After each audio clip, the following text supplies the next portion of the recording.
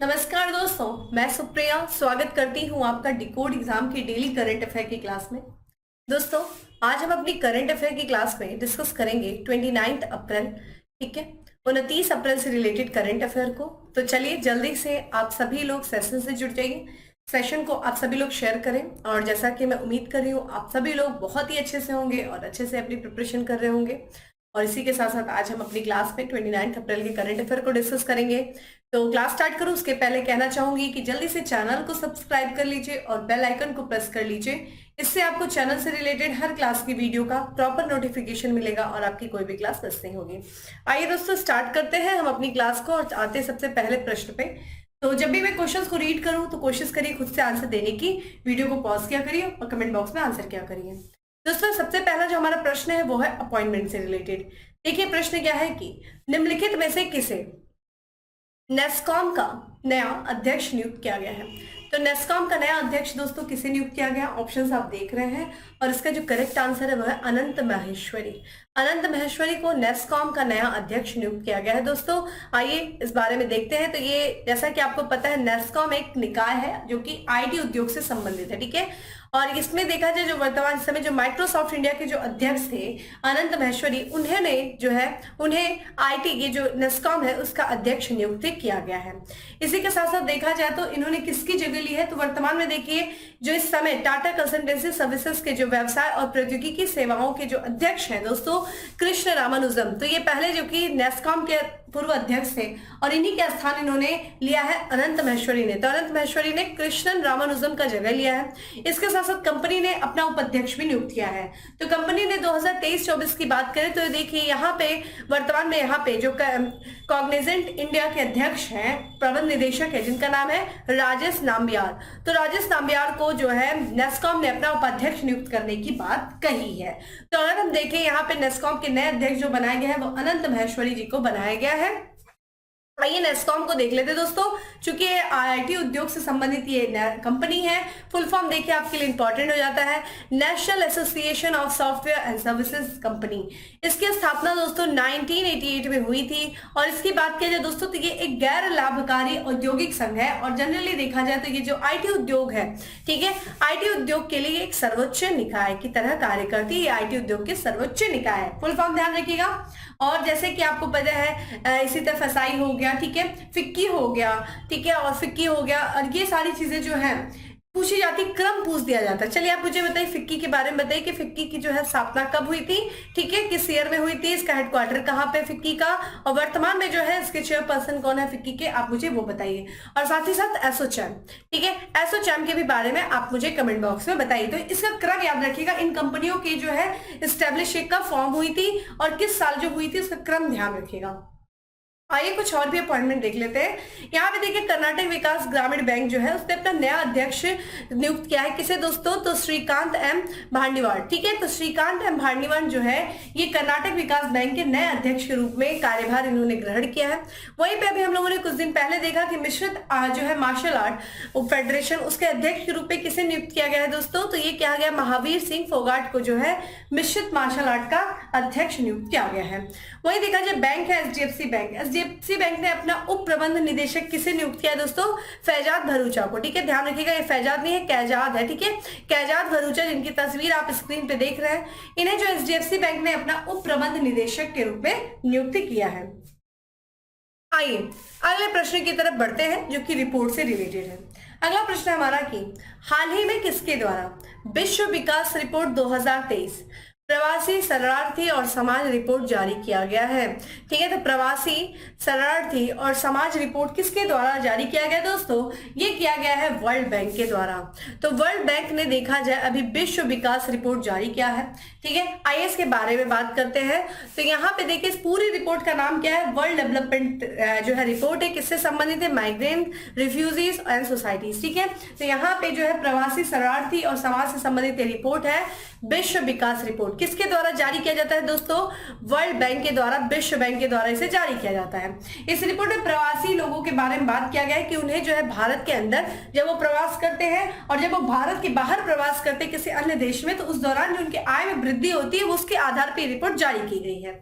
यहाँ पे बताया गया जो माइग्रेशन होती है, ठीक है, तो ऐसे लोगों की जो वृद्धि, यहाँ पे देखिए बात की गई है कि प्रवासन से ऐसे अधिकांश लोगों के वेतन में बड़ी वृद्धि देखी गई है जिसमें जो है कौशल और गुण प्रवास वाले देश की आवश्यकताओं के साथ मेल खाते हैं। यानी कि अगर वो किसी देश में गए हैं, उस देश में किसी ऐसी जो है स्किल की रिक्वायरमेंट है और उनको ये स्किल आ रही हो, तो ऐसे लोग जब प्रवास करके उस देश में जाते हैं तो वहां पे उनकी आय में बहुत ज्यादा वृद्धि देखने को मिला है।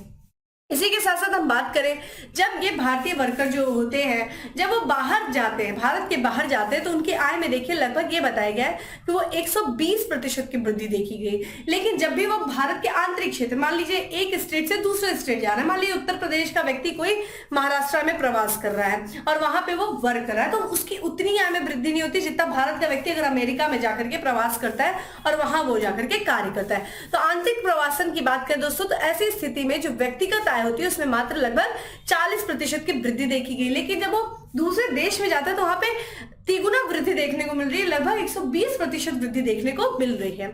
वही बात करें संयुक्त राज्य अमेरिका, यहाँ पे बहुत ज्यादा लोग जाते हैं प्रवास करके। दूसरा देखा जाए वैसे यहाँ पे जो है इसमें जो है इस यूनाइटेड स्टेट अमेरिका में कम कुशल जो है भारतीय वर्कर की आय में 500% की भारी वृद्धि की संभावना रहती है, ठीक है। वही दूसरे स्थान पे संयुक्त अरब अमीरात की बात की गई। यहाँ पे जो कम कुशल वर्कर होते हैं वो उनके लिए एक अगला पसंदीदा जो स्थान होता है वो यूएई होता है, और यहाँ पे जो है भारत की तुलना में 500% की अधिक जो है वो कमा सकता है। तो यहाँ पे 500 लगभग होता है यूएसए में, यूएई में जाइए तो 300। तो एक तरीके से हमें ये बताया गया इस रिपोर्ट में कि बाहर जो है जो प्रवासन जो बाहर की तरफ होता है उसमें हमें वृद्धि देखने को ज्यादा मिलती है आय में, ठीक है। तो ये रिपोर्ट है, रिपोर्ट ध्यान रखिएगा किसके द्वारा जारी किया जाता है। ये इंपॉर्टेंट है, रिपोर्ट आपसे पूछा जाता है कि कौन सी रिपोर्ट किसके द्वारा जारी की जाती है। आइए प्रश्न स्टार्ट करूं, उसके पहले कहना चाहूंगी जल्दी से बताइए मुझे कि आईएमएफ यानी कि इंटरनेशनल मॉनेटरी फंड के द्वारा कौन कौन सी रिपोर्ट जारी की जाती है, आप मुझे आंसर बताएं।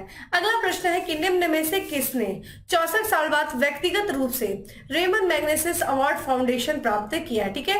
तो यहाँ पे जो है अवार्ड होना चाहिए, अवार्ड प्राप्त किया, किसने प्राप्त किया है 64 साल के बाद, तो ये दोस्तों क्या है, दलाई लामा ने किया है, ठीक है।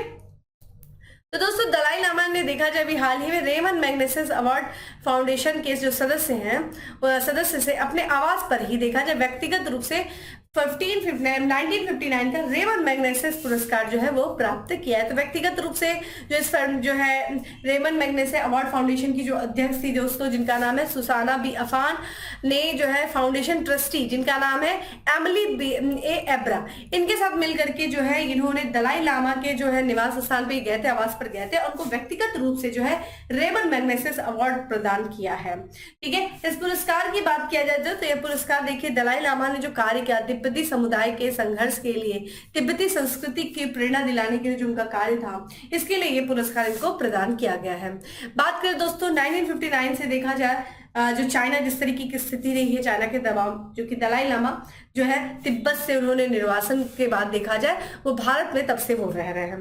बात करें हम दोस्तों रेमन मैग्नेसिस पुरस्कार की, तो ये दोस्तों एक वार्षिक पुरस्कार है, यानी कि हर साल इसे दिया जाता है।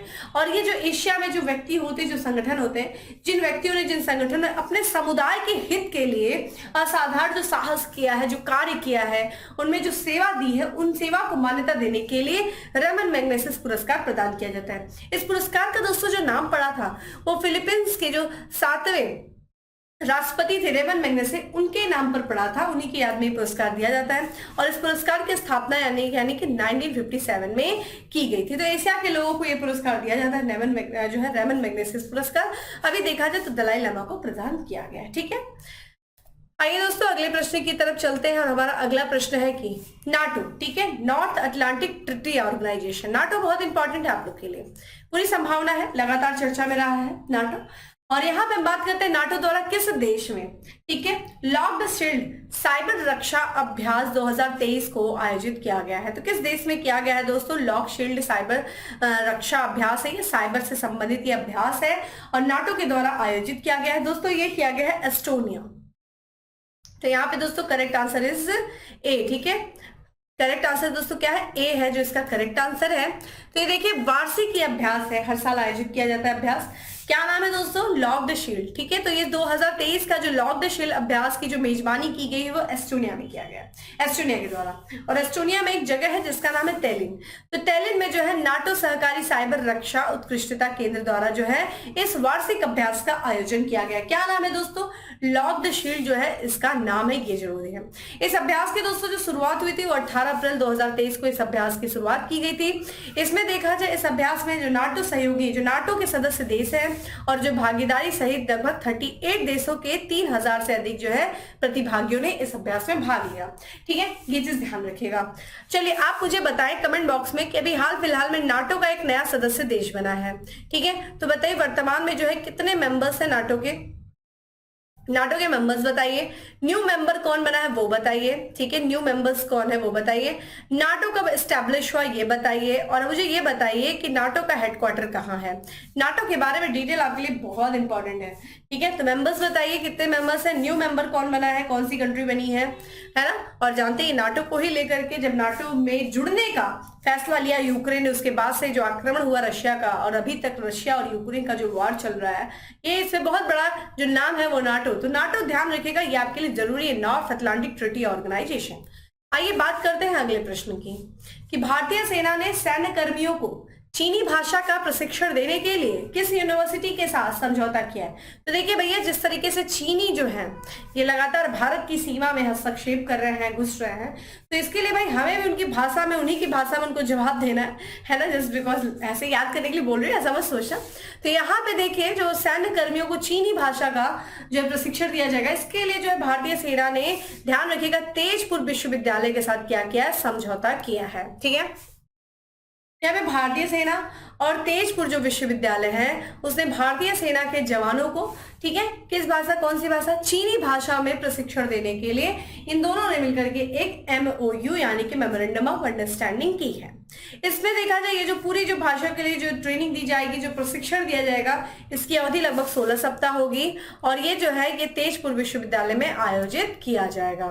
इसमें देखा जाए जो ये समझौता हुआ है, समझौते पर देखिए भारतीय सेना की ओर से जो हेडक्वार्टर 4 कोर है और तेजपुर विश्वविद्यालय के जो कुल सचिव हैं, कौन दोस्तों? यहाँ पे vice chancellor professor SN Singh, उनकी उपस्थिति में जो है यह हस्ताक्षर किया गया है। ठीक है, ये चीज ध्यान रखिएगा। चलिए अगला प्रश्न है हमारा कि किस IIT संस्था द्वारा तंजानिया में अपना पहला अंतरराष्ट्रीय परिसर स्थापित किया जाएगा। तो देखिए तंजानिया में जो अपना पहला अंतरराष्ट्रीय परिसर स्थापित किया जाएगा, ये किया जाएगा IIT मद्रास के द्वारा किया जाएगा। ठीक है, तो यहाँ पे देखिए IIT मद्रास ने जो तंजानिया में अपना पहला अंतरराष्ट्रीय परिसर स्थापित किया है। ठीक है, ध्यान रखिएगा। और यहाँ पे जो IIT मद्रास का भी 64वां जो है स्थापना संस्थान दिवस था और इस दिवस के अवसर पे जो भाषण दिया जा रहा था, अध्यक्षीय भाषण, उसमें जो IIT मद्रास के निदेशक हैं V कामकोटी, उन्होंने कहा कि ये जो संस्थान खोली जा रही है, अंतर्राष्ट्रीय परिसर जो खोला जा रहा है तंजानिया में, वो अक्टूबर 2023 तक जो है वहां पे कक्षाएं शुरू करने की पूरी योजना बनाई जा रही है। और इस तरीके से देखा जाए तो तंजानिया की जो राजधानी दोस्तों जंजीबार में अपना पहला जो है अंतर्राष्ट्रीय परिसर होगा। ठीक है, किसके द्वारा ये चीज बताई गई है? तो वहां IIT मद्रास के जो निदेशक है V कामकोटी। यहाँ पे जो इसी के साथ साथ इस परिसर को स्थापित करने से पहले जो यहाँ के IIT मद्रास के जो 5 प्रोफेसर थे वो तंजानिया दौरे पे गए थे फरवरी में और उन्होंने तंजानिया का दौरा किया था और जो है कैंपस शुरू करने के लिए विभिन्न अधिकारियों के साथ चर्चा की थी कि किस तरीके से, कहाँ पे क्या सुटेबल जगह होगी, कैसे होगा, पाठ्यक्रम शुरू करने के लिए क्या क्या योजनाएं, इन सारी चीजों पर चर्चा किया गया था। ये जो IIT मद्रास के जो प्रोफेसर तंजानिया दौरे पे गए थे तब। ठीक है, तो IIT मद्रास जो है अपना पहला अंतरराष्ट्रीय परिसर कहाँ खोल रहा है दोस्तों? तंजानिया में, अफ्रीका की कंट्री है और इसका जो है मैप देखने की जिम्मेदारी आपकी है। अगला है किस राज्य सरकार ने छात्रों में उद्यमशीलता का विश्वास और कौशल विकसित करने के लिए तेजस्वी कार्यक्रम शुरू किया है। तो ये स्किल जो है स्किल के लिए है संबंधित और यहाँ पे जो है तेजस्वी कार्यक्रम जो शुरू किया गया है, शुरू करने की घोषणा की है वो मध्य प्रदेश, यानी कि करेक्ट आंसर C है, मध्य प्रदेश सरकार ने। ठीक है, तो यहाँ पे देखिए जो शिक्षा विभाग है उसमें जो है छात्रों में उद्यमी विश्वास और कौशल विकसित करने के लिए, ठीक है, स्किल डेवलपमेंट से संबंधित है ये, इस उद्देश्य से एक कार्यक्रम को शुरू किया गया है, तेजस्वी कार्यक्रम, और इसके क्रियान्वयन के लिए बहुपक्षीय एमओयू हस्ताक्षर किया गया है, ठीक है, मध्य प्रदेश से।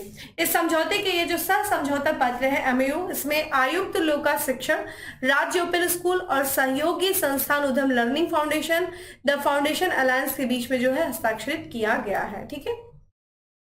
इसमें देखा जाए सभी सपक्षों के मध्य हस्ताक्षर के उपरांत जो है एमयू के प्रति प्रमुख सचिव स्कूल शिक्षा श्रीमती रश्मि अरुण शर्मा को सौंपी गई। तो ध्यान रखिएगा, आपके लिए इंपॉर्टेंट ये है कि जो तेजस्वी कार्यक्रम है उसके जो है उसके साथ जो है ये मध्य प्रदेश सरकार ने इसको जो है शुरू करने की घोषणा की है।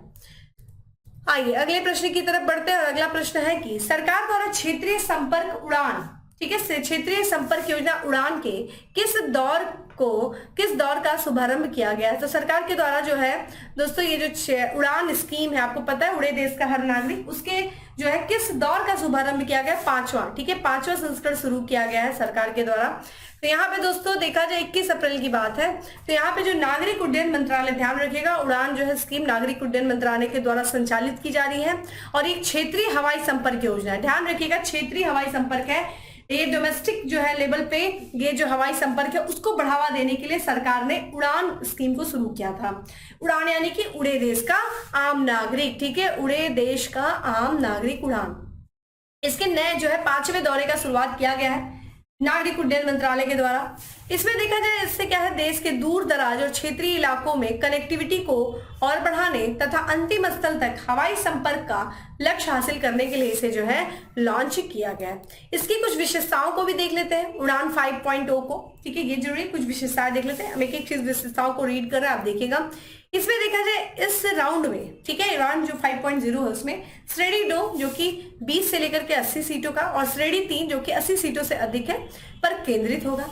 वहीं देखा जाए पहले चरण की 600 किलोमीटर की सीमा को समाप्त कर दिया गया, पहले 600 किलोमीटर था, और उड़ान के मूल और गंतव्य के बीच की दूरी के लिए कोई भी प्रतिबंध नहीं है। पहले एक प्रतिबंध था कि जहां से आप जो है मूल जहां से आप यात्रा शुरू कर रहे हैं और जहां आपका डेस्टिनेशन, उनके बीच में कुछ दूरी थी, लेकिन अब कोई इस जो है प्रतिबद्धता को खत्म कर दिया गया है। प्रदान की जाने वाले व्यवहारिक अंतर वित्तीय सहायता को प्राथमिकता और गैर प्राथमिकता दोनों क्षेत्रों के लिए ऊपरी सीमा 600 किलोमीटर पर निर्धारित की जाएगी, जबकि इसके पहले देखिए 500 किलोमीटर थी, ठीक है। वही देखा जाए कोई पूर्व निर्धारित रूट पेश नहीं किया जाएगा, ऐसा नहीं कि पहले से निर्धारित कर दिया जाएगा। अब जो भी एयरलाइंस द्वारा जो प्रस्तावित नेटवर्क होगा, जो व्यक्तिगत रूट है, उस प्रस्ताव के आधार पर जो है विचार किया जाएगा। एयरलाइन को देखा जाए LOA जारी होने के 2 महीने बाद ही एक कार्य या व्यवसाय योजना प्रस्तुत करनी होगी, जिसमें वह तकनीकी प्रस्ताव के समय अपनी विमान अधिग्रहण योजना या विमान की उपलब्धता, चालक दल, स्लॉट आदि प्रस्तुत करेंगे। तो दोस्तों ये था, देखिए ये विशेषताएं हैं उड़ान 5.0 का, जो कि अभी हाल फिलहाल में इस 5वें चरण की शुरुआत जो है नागरिक उड्डयन मंत्रालय के द्वारा किया गया। उड़ान स्कीम के बारे में आप मुझे बताइए, उड़ान स्कीम की शुरुआत किस वर्ष की गई थी, डेट बताइए आप मुझे, ठीक है, उड़ान की। चलिए भाई आते हैं हम अपने अगले प्रश्न पे। हाल ही में किस राज्य में महंगाई राहत शिविर नामक प्रमुख पहल शुरू की गई है। तो महंगाई राहत शिविर जो है पहल शुरू की गई है, वो किया गया राजस्थान में। तो राजस्थान सरकार की ये प्रमुख पहल है महंगाई राहत शिविर, और इसको जो राजस्थान के वर्तमान मुख्यमंत्री हैं अशोक गहलोत, उन्होंने राजस्थान की राजधानी जयपुर में, ठीक है, कौन सा स्थान है दोस्तों, सांगनेर के महापुरा ग्राम पंचायत में लॉन्च किया है, ठीक है, महंगाई राहत शिविर। यह राज्य में देखिए पात्र लोगों को विभिन्न कल्याणकारी योजनाओं का लाभ प्रदान करने के लिए शुरू किया गया है, ठीक है। और यहाँ पे जो है इसी के साथ साथ जो है कैंप में प्रदेश में 24 से लेकर 30 अप्रैल तक इसे जो है आयोजित किया जा रहा है, ठीक है। तो कल जो है इसका आखिरी दिन होगा इस शिविर का, महंगाई राहत शिविर का। इसमें देखा जाए इस शिविर में जितने भी सभी जो जन कल्याणकारी योजना है उनमें शामिल होने के लिए पंजीकरण अनिवार्य कर दिया गया है। तो जितने भी जो गवर्नमेंट के द्वारा जो कल्याणकारी योजनाएं बनाई जा रही है उसके लिए रजिस्ट्रेशन होना बहुत आवश्यक कर दिया गया है। इसके लिए देखा जाए लगभग जो है शिविर का कितने हर दिन जो है यहाँ पे 24 से लेकर के 30 तारीख तक हर दिन 2700 महंगाई राहत शिविरों का आयोजन होगा। निःशुल्क पंजीयन के बाद जो है पात्र जो हितधारक होंगे, हितग्राही होंगे, उनको मुख्यमंत्री गारंटी कार्ड वहीं पर उपलब्ध कराया जाएगा। तो मुख्यमंत्री गारंटी कार्ड जैसे आप रजिस्टर होंगे वहां पे आपको ये गारंटी कार्ड दिया जाएगा, और इसी के बाद जो है आपको जितने भी जन कल्याणकारी योजनाएं जो सरकार के द्वारा चलाई जा रही हैं उसका आप लाभ उठा सकेंगे। ठीक है, तो यहाँ पे ध्यान रखिएगा, महंगाई राहत शिविर जो चलाई गई है वो चलाया जा रहा है राजस्थान सरकार के द्वारा। कल इसका जो है आखिरी दिन होगा। आइए आज के लास्ट प्रश्न की तरफ बढ़ते हैं कि किस देश का reserve bank gold packed digital मुद्रा लॉन्च करेगा। तो यहाँ पे ध्यान रखिएगा, गोल्ड पैक्ड डिजिटल मुद्रा जो लॉन्च की जाएगी वो जिम्बाब्वे। पता है जिम्बाब्वे में कितनी महंगी है, रेसेशन अपने एक दशक से ऊपर हो गया वहां पे रेसेशन का स्थिति। और यहाँ पे जो रिजर्व बैंक ऑफ इंडिया है, माफ करिएगा रिजर्व बैंक ऑफ जिम्बाब्वे, उन्होंने देखा जाए एक गोल्ड पैक्ड डिजिटल मुद्रा जो है वो लॉन्च की है और उन्हें जो है देश में वैध किया जाएगा। ठीक है, तो गोल्ड पैक्ड डिजिटल मुद्रा लॉन्च करने की योजना रिजर्व बैंक ऑफ जिम्बाब्वे ने बनाया और उन्हें देश में वैध भी किया जाएगा। देखिए इसमें क्या है, ऐसा माना जा रहा है कि अमेरिकी डॉलर के मुकाबले स्थानीय मुद्रा के निरंतर अवमूल्यन के बाद सरकार द्वारा स्थानीय मुद्रा को स्थिर करने के लिए यह काम जो है, यह कदम उठाया गया है। तो स्थानीय मुद्रा को जो है स्थिर करने के लिए, देखिए मार्केट में जब बहुत ज्यादा पैसे का फ्लो हो जाता है तो उसकी वजह से क्या होता है, इन्फ्लेशन होता है। लेकिन इन्फ्लेशन जब लंबे समय तक बना रहता है तो वो रिसेशन का रूप ले लेता है और जिम्बाब्वे में वही स्थिति हुई, चरम पे महंगाई है क्योंकि मार्केट में पैसे का फ्लो बहुत ज्यादा है। ठीक है, तो यहाँ पे जो है इस स्थानीय मुद्रा को स्थिर करने के उद्देश्य से ये फैसला जो है वहां की सरकार के द्वारा लिया गया है। ये पहल की बात किया जाए तो ये जिम्बाब्वे डॉलर के डिजिटल सोने के टोकन के आदान प्रदान की अनुमति देगा और जिम्बाब्वे की मुद्रा की अस्थिरता से भी बचाएगा। यहाँ पे जिम्बाब्वे का पैसा देखिए कितना है, एक डॉलर के मुकाबले देखिए कितना है, 1001। ठीक है, जिम्बाब्वे डॉलर है पर ट्रेड कर रहा है और हरारे में जो कि जिम्बाब्वे की राजधानी, वहां देखिए कितना एक्सचेंज किया जा रहा है उसको, 1750 जिम्बाब्वेन डॉलर। तो आप देख सकते हैं भारत की देखिए करेंसी एक्सचेंज रेट कितना 81 पॉइंट समथिंग इस समय चल रहा है। लेकिन ये देखिए कितनी ज्यादा, मतलब 4 डिजिट में ये नंबर जा चुका है। जब कहते हैं ना 3 डिजिट में गया तो वैसे ही टेंशन है, अब ये 4 डिजिट में नंबर जा रहा है तो कितना ज्यादा वह भयंकर रिसेशन है और लगभग एक दशक से हो चुका है। जिम्बाब्वे की बात की जाए तो मार्च 2023 में जिम्बाब्वे की वार्षिक उपभोक्ता मूल्य मुद्रास्फीति लगभग कितनी थी दोस्तों, 87.6% थी। ठीक है, तो देखिए जिम्बाब्वे के ध्यान रखिएगा, काफी यहाँ पे रिसेशन, बहुत ज्यादा महंगाई की गंभीर स्थिति बनी हुई है। तो ये था दोस्तों हमारा 10 MCQ। बात करते हैं दोस्तों किसके बारे में, फैक्ट्स ऑफ द डे। पहला फैक्ट है हमारा कि अभिनेत्री को लता दीनानाथ मंगेशकर अवार्ड मिला है, किस दोस्तों, विद्या बालन को। वही देखा जाए हाल ही में विमोचित रिसर्च, ठीक है, रिसजेट north east narratives of change पुस्तक, इसके लेखक कौन है, आशीष कुंद्रा। वही विश्व टीकाकरण सप्ताह मनाया जा रहा है दोस्तों, कब मनाया जा रहा है, 24 से लेकर के 30 अप्रैल तक मनाया जा रहा है। देश में अपनी तरह के इकलौते 5.45 किलोमीटर, ठीक है, लगभग 5.5 किलोमीटर लंबे नमो पथ देवका, ठीक है, सी फ्रंट जिसे तटीय सैरगाह कहते हैं, उसका उद्घाटन किया गया किसके द्वारा, यूटी दमन के द्वारा। वही भारत सरकार ने महारत्न कंपनी के द ग्रीन ऑर्गेनाइजेशन द्वारा ग्लोबल गोल्ड पुरस्कार से सम्मानित किया है, किस कंपनी को दोस्तों, किस महारत्न कंपनी को, power grid corporation of India limited को। तो दोस्तों ये था आज का हमारा 10 MCQ। उम्मीद करती हूँ आपको अच्छा लगा तो लाइक करें, ज्यादा से ज्यादा लोग को शेयर करें और डेली करंट अफेयर की जो PDF है वो आपको टेलीग्राम ग्रुप पे अवेलेबल है, जाइए डाउनलोड करिए और लग जाइए अपने प्रिपरेशन में। बाकी फिर मिलेंगे हम अपने अगले सेशन में, तब तक के लिए bye, have a good day, stay safe and stay healthy.